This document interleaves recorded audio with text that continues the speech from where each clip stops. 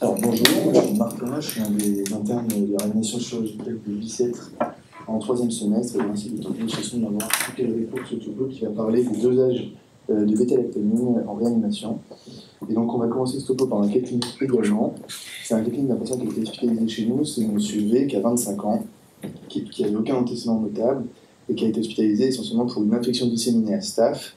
Infection disséminée, on a retrouvé essentiellement une bactériémie à staph et une pleurésie prédominante à staph également, et qu'on a traité de manière classique initialement par apoxyacilline 2 grammes x 6 par jour en IVL, associé à un drainage pleural qui finalement s'est avéré imparfait du fait de la présence de membranes.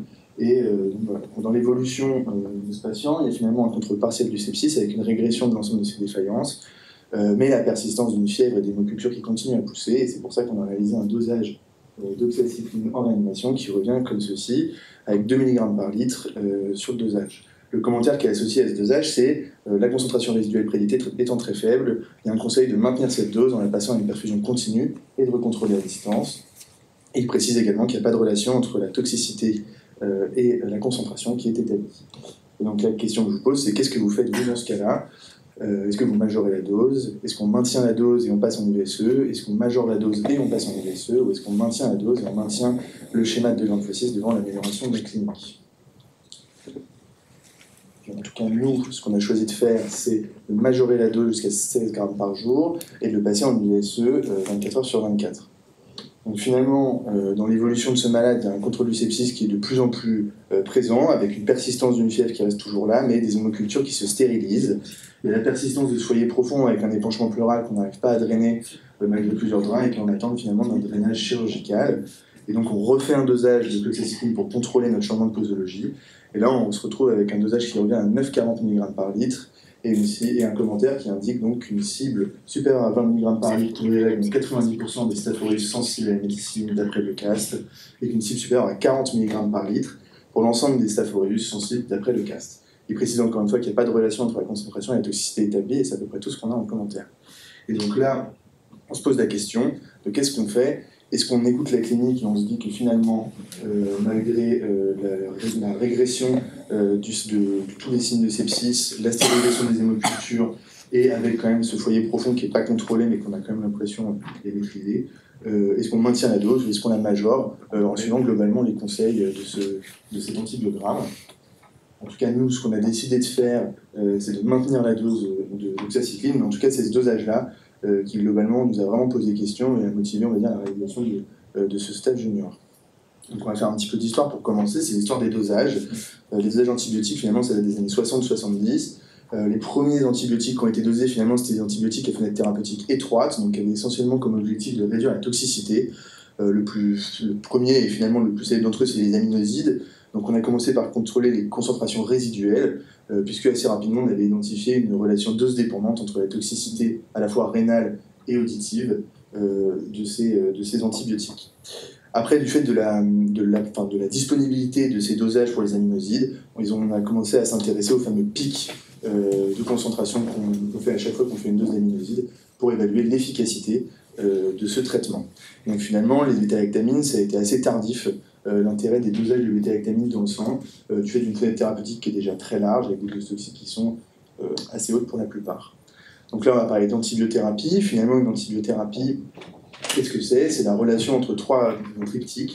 Donc il y a le patient, la bactérie, et la molécule en question qu'on va utiliser. Finalement, quand on utilise une antibiothérapie, on va vérifier les relations entre chacune de ces composantes et on va les contrôler. L'infection ne traite pas de la même façon une pneumopathie bactérienne en choc septique qu'un érysipèle de jambe. Donc on va mettre une antibiothérapie et vérifier que l'interaction entre la bactérie et le patient va vers l'amélioration en regardant la clinique. D'un point de vue des résistances également, on utilise on essaye en probabiliste d'évaluer le risque de résistance de la molécule et on fait des antibiogrammes dès que possible pour vérifier que l'antibiotique que l'on utilise est actif sur la molécule.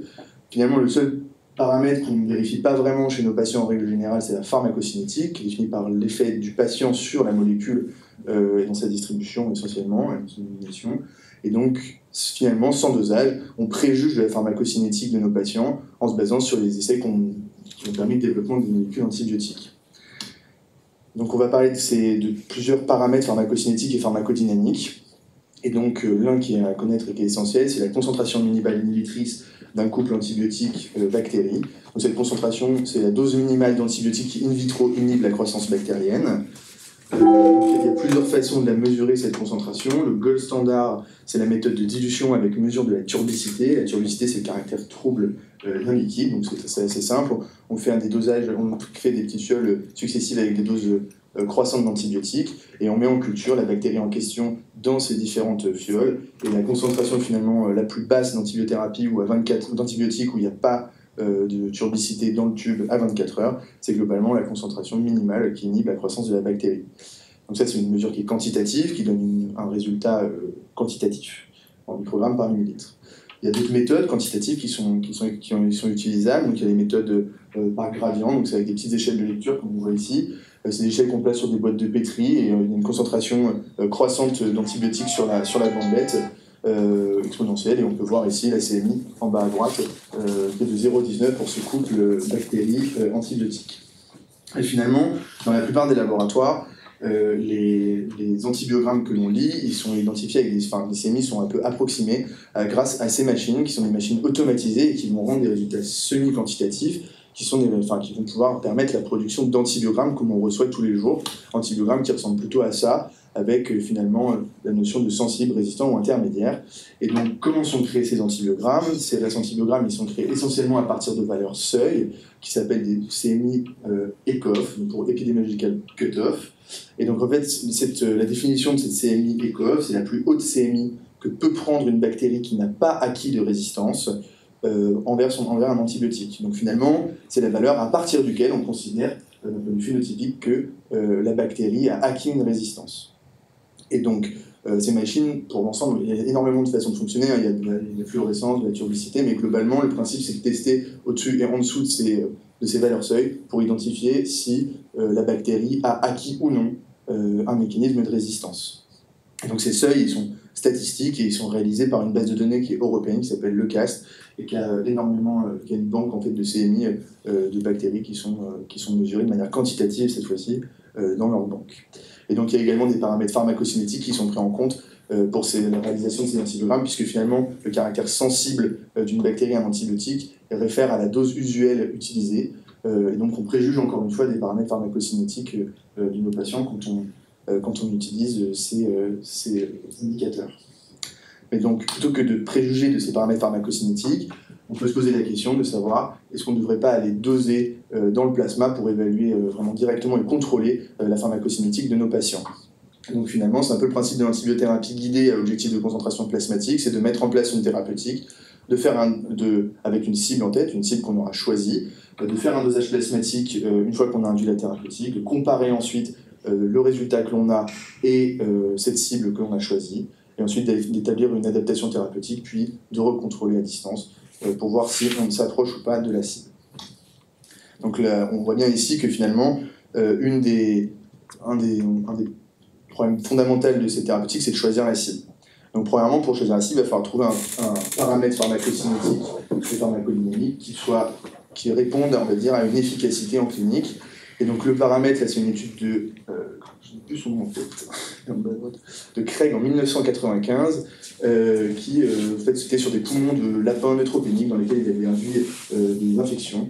Il a utilisé des doses croissantes d'antibiotiques et il a regardé au bout de 24 heures la quantité de bactéries qu'il y avait dans chaque poumon.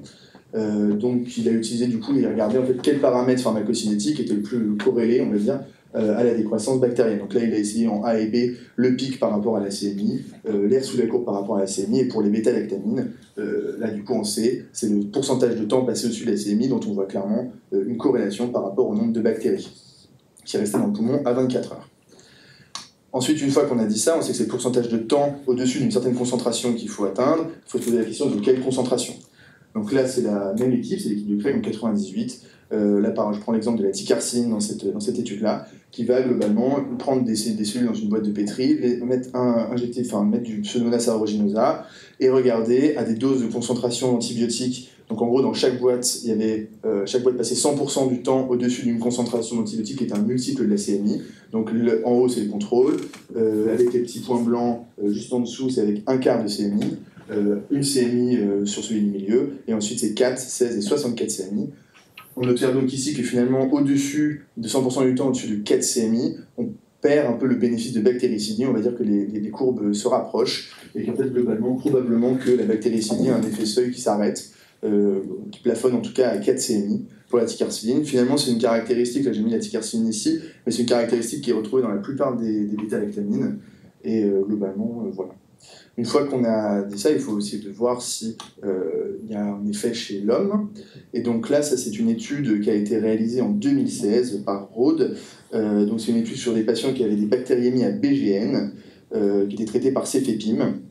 Donc c'est une étude qui regroupe 180 patients, c'est une étude rétrospective néerlandaise qui s'intéresse essentiellement à la mortalité intra-hospitalière et la corrélation qu'il y a en fonction du pourcentage de temps passé au-dessus de la CMI. Dans la population qui est ici, il y a à peu près 14% de mortalité intra-hospitalière. Donc la chose, c'est que dans cette étude, il y a assez peu de vrais dosages de CMI et ils ont donc utilisé 2 modèles statistiques. Donc ces modèles statistiques, en fait, donc c'est une rétrospective. Dans leur base de données, ils ont utilisé 2 modèles statistiques par rapport à un ensemble de caractéristiques de leurs patients. Ces modèles, ils les ont testés. Donc là, on voit ici sur le tableau que je vous montre, globalement sur le tableau de gauche, le modèle 1, ils ont testé par rapport au dosage qui avait été réalisé chez quand même 32 de leurs patients. Et donc, ils ont montré en abscisse la prévision individuelle de ces patients-là en rentrant leurs caractéristiques dans le modèle et en ordonnant les dosages tels qu'ils avaient été réalisés chez leurs patients. Donc, on voit qu'il y a une corrélation qui est quand même assez satisfaisante avec 99% de corrélation. Le modèle 2, qui est à droite, ils ont fait un peu la même chose, sauf que cette fois, ils ont passé dans leur modèle des patients d'études d'essai de phase 1, dans lesquels il y avait des dosages qui avaient été réalisés, donc ils ont pu comparer l'adéquation entre le modèle et les dosages qui avaient été réalisés chez ces patients. Et donc une fois qu'ils ont fait ça, ils ont trouvé une valeur seuil à partir duquel il y aurait une surmortalité chez les patients. Donc globalement, la conclusion de cette étude en univarié ici, je vous montre sur le tableau, c'est que globalement, à partir du moment où on passe moins de 68% du temps au-dessus de la CMI, il y a une surmortalité intra-hospitalière. Donc ça, c'est l'analyse univariée que je vous vois. Donc c'est dans les 2 modèles, c'est 68% pour le modèle 1, 74% pour le modèle 2. On voit que c'est significatif sur la dernière ligne du tableau. Ensuite, ce qu'ils ont fait, c'est qu'ils ont identifié en fait une bonne partie des facteurs de risque d'être sous-dosés, qui peuvent être des facteurs de confusion quand même assez importants. Et ils ont effectué une analyse multivariée pour laquelle les résultats sont toujours significatifs. Donc une fois qu'on a dit ça, on voit aussi que par rapport à la première étude que je vous ai montrée sur les poumons de souris, on voit également un aplatissement des poumons de lapin, on voit également un aplatissement de la courbe autour de 68-70%, qu'on peut observer ici. Finalement, sur la cible, qu'est-ce qu'on peut conclure sur la cible? On peut conclure sur la cible que probablement que le paramètre pharmacocinétique qu'il faut utiliser, c'est le pourcentage de temps à passer au-dessus d'une concentration plasmatique qui a l'air quand même d'appartenir à l'intervalle entre la CMI et 4 CMI, puisque le bénéfice s'estompe après, et que globalement, ce temps-là doit être au moins supérieur à 65-70%. En fait, il y a plusieurs études qui ont montré qu'être à 100% du temps au-dessus de la CMI, c'était quand même bénéfique par rapport au fait d'être juste au-dessus de ce cutoff-là. L'étude rétrospective qui nous a quand même montré que c'était un facteur indépendant de survie intra-hospitalière. Et donc, il faut quand même en tenir compte, même si cette étude a des biais non négligeables.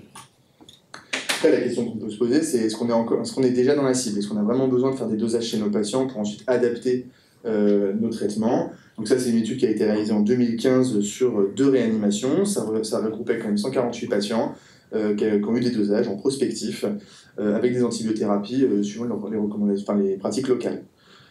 Donc finalement, il y avait à peu près 63,3% qui passaient 100% du temps au-dessus de la CMI et 36% des patients qui passaient 100% du temps au-dessus de 4 CMI. 4 CMI qui semble quand même être la dose que nous on cherche à viser, puisque ça a l'air d'être la dose qui est le plus bactéricide chez nos patients qui sont graves et chez qui on veut aller relativement vite.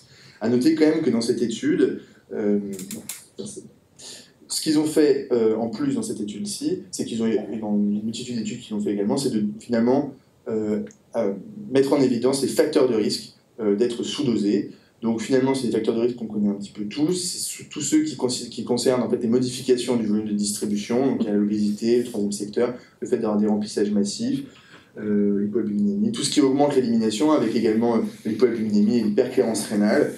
Et finalement, cette prise de conscience de ces facteurs de sous-dosage, déjà premièrement, ça concerne quand même toute cette définition-là tous ces facteurs de risque-là, on les retrouve très fréquemment chez nos patients de réanimation. Et finalement, ce qui illustre pas mal la prise de conscience de ces facteurs de risque de sous-dosage, c'est que dans cet AMM finalement du céfiderocol, qui est une antibiothérapie qui est sortie il y a quelques années, il y a même des recommandations sur la commission de la transparence de la HAS sur les patients qui ont des clérances rénales augmentées, ce qui n'était pas du tout le cas avant sur les autres antibiotiques. On avait essentiellement des recommandations sur les insuffisants rénaux. Donc maintenant, poser la question de est-ce que modifier la thérapeutique en suivant ces dosages d'antibiotiques permet à nos patients d'être mieux dans la cible. Donc c'est une étude qui a été faite ici, c'est une étude qui a été réalisée en 2013, c'est également en réanimation, c'est des patients qui sont traités par tazocine ou méropenem.